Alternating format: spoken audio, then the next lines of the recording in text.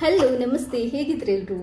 ಇವತ್ತಿನ ವಿಡಿಯೋದಲ್ಲಿ ಒಂದು ಸೂಪರ್ ಆಗಿರುವಂತಹ ಹತ್ತಿಯಷ್ಟೇ ಸಾಫ್ಟ್ ಆಗಿರುವಂತಹ ತುಂಬಾನೇ ರುಚಿಯಾಗಿರುವಂತಹ ಉದ್ದಿನ ದೋಸೆಯನ್ನು ಹೇಗೆ ಸುಲಭವಾಗಿ ಮಾಡ್ಬೋದು ಅನ್ನೋದನ್ನು ಹೇಳ್ಕೊಡ್ತಾ ಇದ್ದೀನಿ. ಅದರ ಜೊತೆಗೆ ಒಂದು ಸೂಪರ್ ಆಗಿರುವಂತಹ ಕಾಯಿ ಚಟ್ನಿನ ಕೂಡ ಸುಲಭವಾಗಿ ಹೇಗೆ ಮನೆಯಲ್ಲಿ ಮಾಡ್ಬೋದು ಅನ್ನೋದನ್ನು ಹೇಳ್ಕೊಡ್ತಾ ಇದ್ದೀನಿ. ಆ್ಯಕ್ಚುಲಿ ನಾನು ಈ ಉದ್ದಿನ ದೋಸೆಗೆ ಜಾಸ್ತಿ ಇಂಗ್ರೀಡಿಯೆಂಟ್ಸ್ ಹಾಕಲ್ಲ, ಕೆಲವು ಅಂದರೆ ಜಸ್ಟ್ ಎರಡೇ ಇಂಗ್ರೀಡಿಯೆಂಟ್ಸ್ನ ಹಾಕಿ ಸೂಪರ್ ಆಗಿರುವಂಥ ತುಂಬಾ ಚೆನ್ನಾಗಿರೋ ಉದ್ದಿನ ದೋಸೆನ ಮಾಡ್ತೀನಿ. ಈ ರೆಸಿಪಿನ ನೀವು ಕಂಪ್ಲೀಟ್ ಆಗಿ ನೋಡಿ. ಈ ದೋಸೆ ರೆಸಿಪಿನ ಒಂದ್ಸರಿ ನೀವು ಟ್ರೈ ಮಾಡಿ ನನಗೆ ನಿಮ್ಮ ಫೀಡ್ಬ್ಯಾಕ್ನ ತಿಳಿಸಿ. ಅದೇ ಥರ ಇಲ್ಲಿ ತನಕ ನೀವು ಯಾರಾದರೂ ನನ್ನ ಚಾನೆಲ್ಗೆ ಸಬ್ಸ್ಕ್ರೈಬ್ ಆಗಿಲ್ಲದಿದ್ದರೆ ಸಬ್ಸ್ಕ್ರೈಬ್ ಆಗಿ, ನನ್ನ ವೀಡಿಯೋಸ್ನ ನೋಡಿ ಲೈಕ್ ಮಾಡಿ, ಶೇರ್ ಮಾಡಿ, ನನ್ನ ಈ ಪ್ರಯತ್ನನ ಸಪೋರ್ಟ್ ಮಾಡಿ. ಥ್ಯಾಂಕ್ಸ್ ಎಲ್ರಿಗೂ. ಇವತ್ತಿನ ವಿಡಿಯೋದಲ್ಲಿ ತುಂಬಾ ರುಚಿಯಾದ ಮೆದುವಾಗಿರುವಂಥ ಉದ್ದಿನ ದೋಸೆನ ಜಾಸ್ತಿ ಇಂಗ್ರೀಡಿಯೆಂಟ್ಸ್ ಹಾಕದೆ ತುಂಬಾ ಸುಲಭವಾಗಿ ಮನೆಯಲ್ಲಿ ಪರ್ಫೆಕ್ಟಾಗಿ ಹೇಗೆ ಮಾಡೋದು ಅನ್ನೋದನ್ನು ನೋಡೋಣ. ಜಾಸ್ತಿ ಇಂಗ್ರೀಡಿಯೆಂಟ್ಸ್ ಹಾಕಲ್ಲ, ಬರೀ ಅಕ್ಕಿ ಮತ್ತು ರೈಸ್, ಒಂದು ಸ್ವಲ್ಪ ಅನ್ನ ಹಾಕ್ತೀನಿ, ಇಷ್ಟೇ ನಾನು ಹಾಕೋದು. ಇವಾಗ ಮೊದಲಿಗೆ ನಾವು ಬೆಳಗಿನ ಟೈಮಿಗೆ ಉದ್ದಿನ ದೋಸೆ ಮಾಡಬೇಕು ಅಂತಂದರೆ ಹಿಂದಿನ ದಿನವೇ ರೈಸನ್ನು ನೆನೆ ಹಾಕಬೇಕು ಡೇ ಟೈಮಲ್ಲಿ. ಯಾಕಂತಂದರೆ ರಾತ್ರಿ ನಾವು ರೈಸನ್ನು ರುಬ್ಕೋಬೇಕಾಗುತ್ತೆ. ರುಬ್ಬೋಕ್ಕಿಂತ 6 ಗಂಟೆ ಮುಂಚೆ ನೀವು ರೈಸನ್ನು ನೆನೆ ಹಾಕಬೇಕು. 2 ಲೋಟ ಅಕ್ಕಿಗೆ, ದೋಸೆ ಅಕ್ಕಿಗೆ ನಾನು 1 ಲೋಟದಷ್ಟು ಉದ್ದಿನಬೇಳೆ ಹಾಕೊತೀನಿ. ಇದಕ್ಕೆ ಬೇರೆ ಏನೂ ಹಾಕಲ್ಲ, ಮೆಂತೆ, ಸಾಗು, ಕಡಲೆಬೇಳೆ ಯಾವುದು ಹಾಕಲ್ಲ, ಬರೀ ಉದ್ದು ಮತ್ತು ದೋಸೆ ರೈಸ್ ಅಷ್ಟೇ. 2 ಲೋಟ ಅಕ್ಕಿಗೆ 1 ಲೋಟ ಉದ್ದು. ಕೆಲವರು ಕಮ್ಮಿ ಹಾಕ್ತಾರೆ, ಬಟ್ ಕಮ್ಮಿ ಹಾಕಿದರೆ ನಮ್ಗೆ ಇಷ್ಟೊಂದು ಸಾಫ್ಟಾಗಿ ಪರ್ಫೆಕ್ಟಾಗಿ ದೋಸೆ ಬರಲ್ಲ. ನಾವು ಇದನ್ನ ನೆನೆ ಹಾಕೋಕ್ಕಿಂತ ಮುಂಚೆ ಉದ್ದು ಮತ್ತು ಅಕ್ಕಿಯನ್ನು ಚೆನ್ನಾಗಿ ನೀರಲ್ಲಿ ತೊಳೆದು ಅದಾದ ನಂತರ 6 ಗಂಟೆ, ಮಿನಿಮಮ್ 6 ಗಂಟೆ ನೆನೆ ಹಾಕಲಿಕ್ಕೆ ಬಿಡಬೇಕು, ರುಬ್ಬೋಕ್ಕಿಂತ ಮುಂಚೆ ಅಕ್ಕಿ ಮತ್ತು ಉದ್ದಿನಬೇಳೆನ.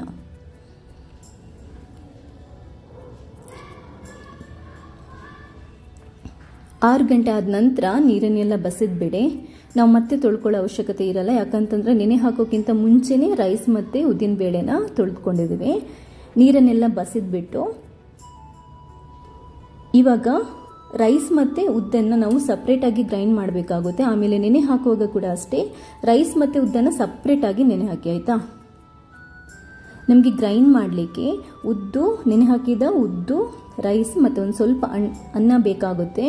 ನೀವು ನಾನಿಲ್ಲಿ ಕುಚ್ಚಲಕ್ಕಿ ಗಂಜಿ ತಗೊತಾ ಇದ್ದೀನಿ, ನೀವು ಅದರ ಬದಲು ಅವಲಕ್ಕಿ ಬೇಕಾದರೂ ತಗೋಬೋದು. ಮೊದಲಿಗೆ ನಾನು ಉದ್ದನ್ನು ಗ್ರೈಂಡ್ ಮಾಡ್ತಾ ಇದ್ದೀನಿ.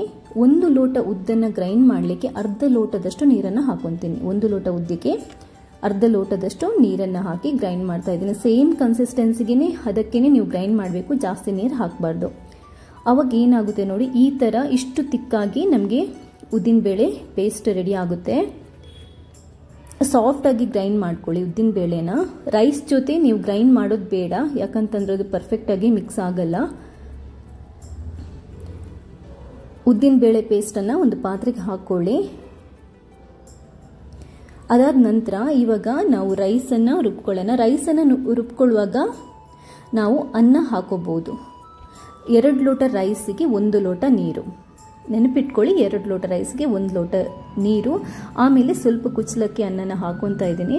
ಕುಚ್ಚಲಕ್ಕಿ ಅನ್ನದ ಬದಲು ನೀವು ಸ್ವಲ್ಪ ಅವಲಕ್ಕಿನ ಹಾಕೋಬೋದು, ಯಾಕಂತಂದರೆ ಹಿಟ್ಟು ಬೇಗ ಉಬ್ಬಿ ಬರುತ್ತೆ ಮತ್ತು ದೋಸೆ ತುಂಬಾ ಸಾಫ್ಟಾಗಿ ಆಗುತ್ತೆ.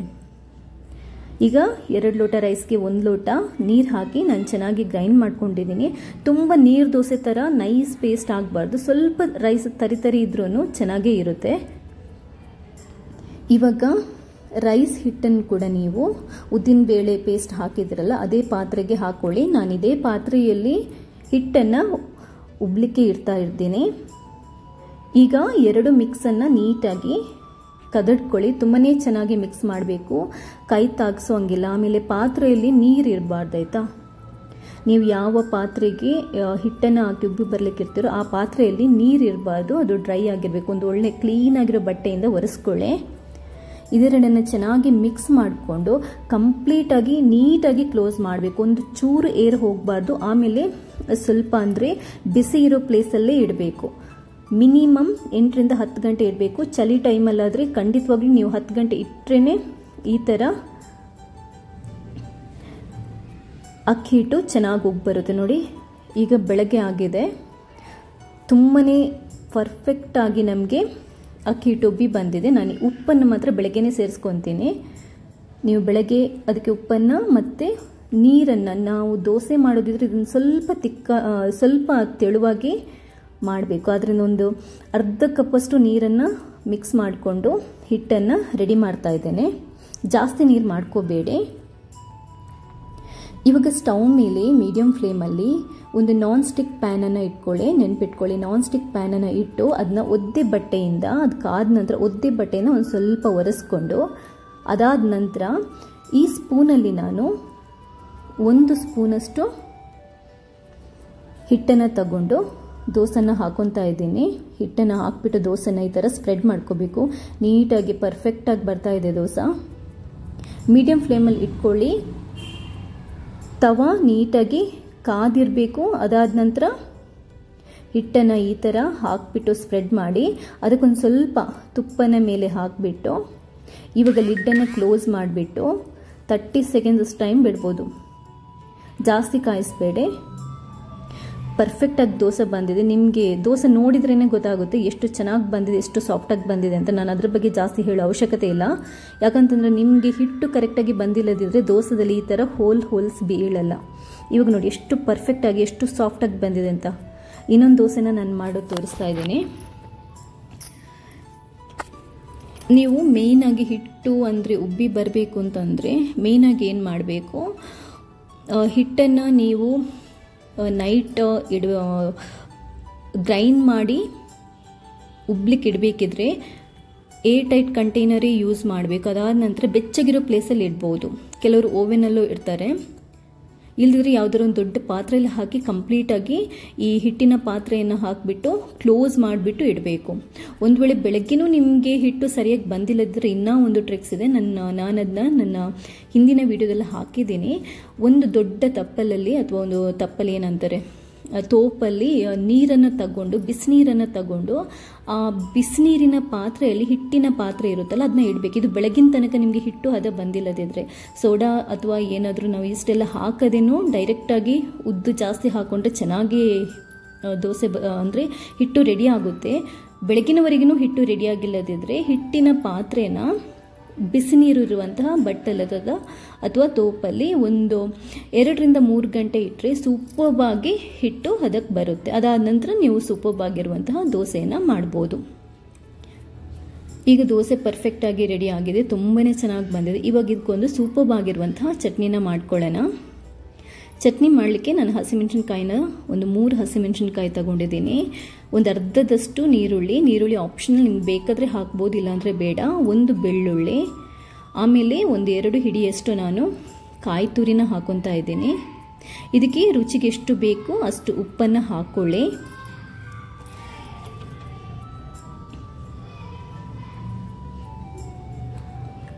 ಅದಾದ ನಂತರ ನಾನೊಂದು ಸ್ವಲ್ಪ ಶುಗರ್ ಕೂಡ ಸೇರಿಸ್ಕೊತೀನಿ. ನನಗೊಂದು ಸ್ವಲ್ಪ ಚಟ್ನಿ ಸ್ವೀಟಿಶ್ ಫ್ಲೇವರ್ ಇಷ್ಟ, ಬೇಕಿದ್ರೆ ನೀವು ಹಾಕ್ಕೊಳ್ಳಿ, ಇಲ್ಲಾಂದರೆ ಅಬ್ಸಲ್ಯೂಟ್ಲಿ ನಿಮ್ಮ ಚಾಯ್ಸ್.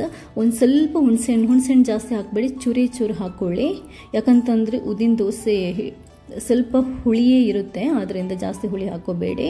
ಸ್ವಲ್ಪ ನೀರು ಹಾಕಿ ನೀಟಾಗಿ ಗ್ರೈಂಡ್ ಮಾಡಿಕೊಂಡ್ರೆ ತುಂಬಾ ರುಚಿಯಾಗಿರುವಂತಹ ಕಾಯಿ ಚಟ್ನಿ ರೆಡಿ ಆಗುತ್ತೆ. ಇದಕ್ಕೆ ನೀವು ಒಗ್ಗರಣೆ ಹಾಕೋಬಹುದು. ಕರಿ ಲೀವ್ಸ್, ಸಾಸಿವೆ ಅಥವಾ ಉದ್ದಿನ ಬೇಳೆ ಹಾಕೊಂಡು ಸೂಪರ್ ಬಗ್ಗೆ ಒಗ್ಗರಣೆ ಹಾಕ್ಬೋದು. ನಾನು ಒಗ್ಗರಣೆ ಹಾಕ್ಕೊಂಡಿಲ್ಲ.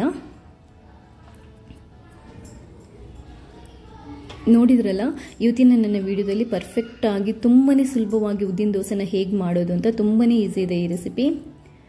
ನಿಮಗೆ ಈ ಥರ ದೋಸೆ ಮಾಡಲಿಕ್ಕೆ ಕಷ್ಟ ಆಗ್ತಿದ್ರೆ ಒಂದ್ಸರಿ ನನ್ನ ರೆಸಿಪಿನ ಟ್ರೈ ಮಾಡಿ, ಖಂಡಿತವಾಗ್ಲೂ ಸೂಪರ್ಬಾಗಿರುವಂತಹ ದೋಸೆನ ನೀವು ಮಾಡ್ಕೋಬೋದು. ಇವತ್ತಿನ ನನ್ನ ಈ ವಿಡಿಯೋ ನೋಡಿದ್ದಕ್ಕೆ ಎಲ್ರಿಗೂ ತುಂಬಾ ಥ್ಯಾಂಕ್ಸ್. ಹಾಗೆಯೇ ಇಲ್ಲಿ ತನಕ ನೀವು ಯಾರಾದರೂ ನನ್ನ ಚಾನೆಲ್ಗೆ ಸಬ್ಸ್ಕ್ರೈಬ್ ಆಗಿಲ್ಲದಿದ್ದರೆ ಸಬ್ಸ್ಕ್ರೈಬ್ ಆಗಿ ನನ್ನ ವಿಡಿಯೋಗಳನ್ನು ನೋಡಿ, ಲೈಕ್ ಮಾಡಿ, ಶೇರ್ ಮಾಡಿ. ನಿಮ್ಮ ಅಭಿಪ್ರಾಯಗಳಿದ್ರೆ ನನಗೆ ಕಾಮೆಂಟ್ ಮೂಲಕ ತಿಳಿಸಿ. ಹಾಗೆಯೇ ನನ್ನ ಈ ಪ್ರಯತ್ನನ ಸಪೋರ್ಟ್ ಮಾಡ್ತಾನೆ ಇರಿ. ಥ್ಯಾಂಕ್ಸ್ ಎಲ್ರಿಗೂ.